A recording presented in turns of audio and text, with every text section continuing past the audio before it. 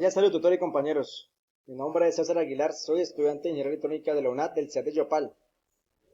Vamos a dar la explicación de unos ejercicios de electromagnetismo mediante la utilización de un simulador HIT de construcción de circuitos eléctricos en DC, en corriente directa. Vamos a hacer el literal, vamos a construir un circuito para encender una bombilla y luego vamos a ver qué sucede con el brillo de la bombilla cuando se cambie el voltaje.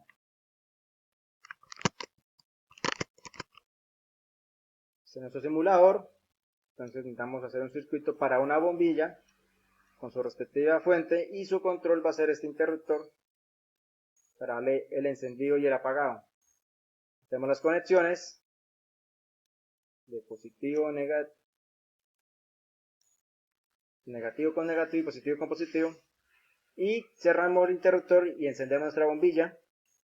Vemos que tiene un voltaje 9 voltios. ¿Y qué pasa si cambiamos el voltaje? Si cambiamos el voltaje, lo llevamos a 120 voltios, el brillo incandescente o luminosidad del bombillo cambia, aumenta. Y al disminuir el voltaje, el brillo, la incandescencia del bombillo, de la luminosidad, baja. Para nuestro segundo literal, el B, entonces vamos a indicar la forma de conectar dos bombillos en el circuito que cumplan unas condiciones. Que si una bombilla está desconectada, ambas bombillas sean apagadas. Y si una bombilla está desconectada, la otra bombilla permanezca encendida. Entonces es un circuito con dos bombillos. Lo montamos aquí en nuestro simulador. Nuestra fuente. Para que se cumplan las condiciones, a cada bombillo le va a montar su interruptor independiente. Le montamos su cableado, hacemos las conexiones.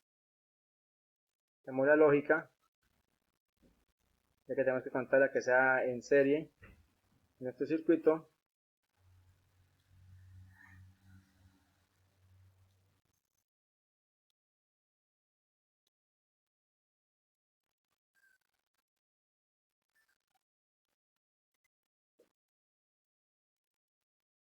Conectamos los puntos respectivamente, de tal forma que nuestro circuito quede cerrado y energice los bombillos para que enciendan. Ok, aquí en estado normal tenemos los dos bombillos encendidos, ¿sí? Pero dice el primer literal de que si un bombillo esté apagado o esté desconectado, ambas bombillas se apaguen, ¿sí? Entonces desconectamos por medio de ese interruptor uno y sucesivamente me apaga los dos bombillos. El otro literal dice que si una bombilla está desconectada, pero que la otra bombilla permanezca encendida, por medio de este otro interruptor, cerramos acá y tenemos una bombilla encendida y la otra está desconectada. Esto sucede gracias a que a este bombillo le llega la corriente eléctrica, ¿sí? Aquí cerramos el circuito para que la corriente circule por el bombillo y encienda el bombillo. En este caso, pues tenemos aquí abierto el interruptor y la corriente eléctrica no va a circular por ahí y es por eso que no va a prender. Para nuestro siguiente literal, el C, vamos a comparar dos circuitos de resistencias conectados en serie y en paralelo. Y vamos a ver qué sucede con la corriente y el voltaje en cada resistencia. ¿Listo? Entonces lo vamos a armar aquí simultáneamente. Nuestro sistema de circuitos de resistencias en serie.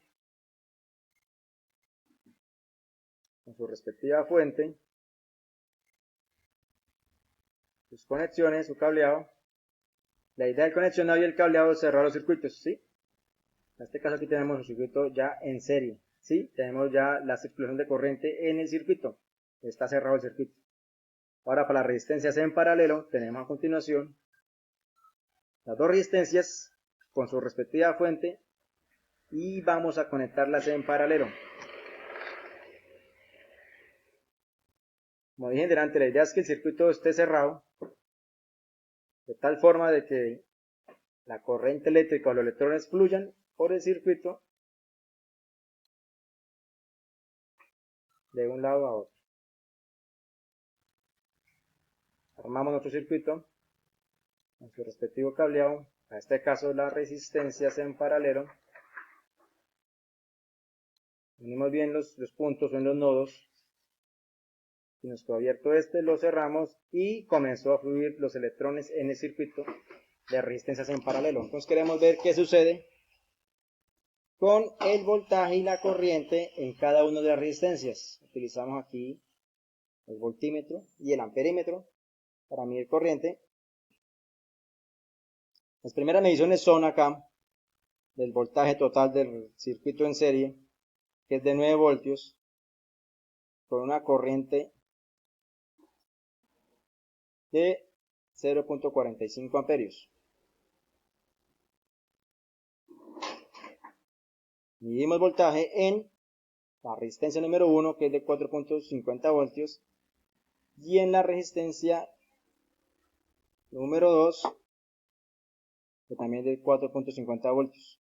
Entonces vamos a hacer aquí un cambio en la resistencia. Vamos a cambiar el valor de la resistencia, que es de 10, vamos a ponerlo en 30, para ver qué sucede con el voltaje y la corriente al variar la resistencia, que es medida en ohmios. Vemos aquí nos cambió.